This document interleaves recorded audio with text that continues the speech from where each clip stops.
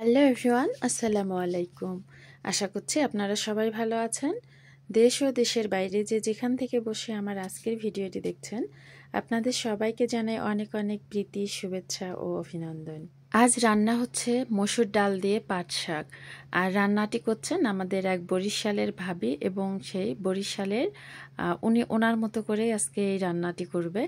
অনেক সময় হয় না, নিজের খাবার আসলে নিজেকে ভালো লাগে না, মনে হয় অন্য কেউ রান্না করে দিলে খুব ভালো লাগতো বা ভালো হতো। তো আজকে সেই এক ভাবি আসছেন, তো ওই ভাবি আজকে রান্নাটা করছেন মসুর ডাল দিয়ে পাট শাক। তো সেই ভিডিওটিই থাকছে। তো এই তো ভাবি শাকগুলাকে বেছে নিচ্ছেন। তো উনি আসলে দেখেন, এটা আসলে বলার কিছু নাই, দেখে বুঝে নিতে হবে।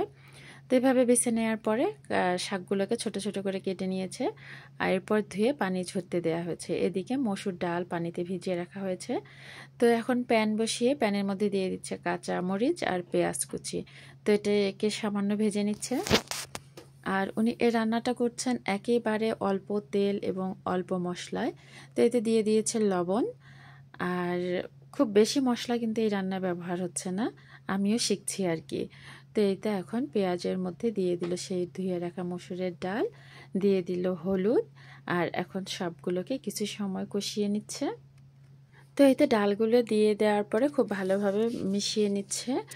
আর আমার কিন্তু নিত্য নতুন রান্না শিখতে এবং দেখাতে অনেক ভালো লাগে। তো আজকে যখন ভাবি আসলো, আর ভাবি সহই আমরা বাজারে গিয়েছিলাম, আর টাটকা পাট শাকও নিয়ে আসলাম, আরও অন্যান্য বাজার ছিল। তো ভাবি বলছিল যে উনি ডাল দিয়ে রান্না করবে। ঠিক আছে, তো আপনি রান্না করেন, আমি ভিডিওটা করে নেই। তো এই তো ডালগুলাকে কষিয়ে এখন দিয়ে দিচ্ছে সেই শাক পাতাগুলো। উনি কিন্তু কোনো পানি ব্যবহার করেননি, চুলার জাল এখন একদম কমিয়ে দিলেন। আর এই শাকগুলো দিয়ে ডালের সাথে আবারও খুব ভালোভাবে মিশিয়ে নিচ্ছেন।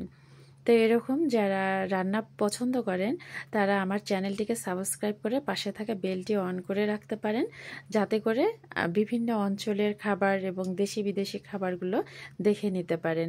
তো এই তো ভাবি খুব ভালোভাবে মিশিয়ে নিচ্ছেন। আর আমরা সাধারণত আমাদের অঞ্চলে কি করে, এই ডাল দিয়ে পাট শাক বা যে কোনো শাক রান্না করলে কিন্তু একটু পানি ব্যবহার করে, কিন্তু ভাবি কিন্তু সম্পূর্ণ রান্নাটা কোনো পানি ব্যবহার করেননি।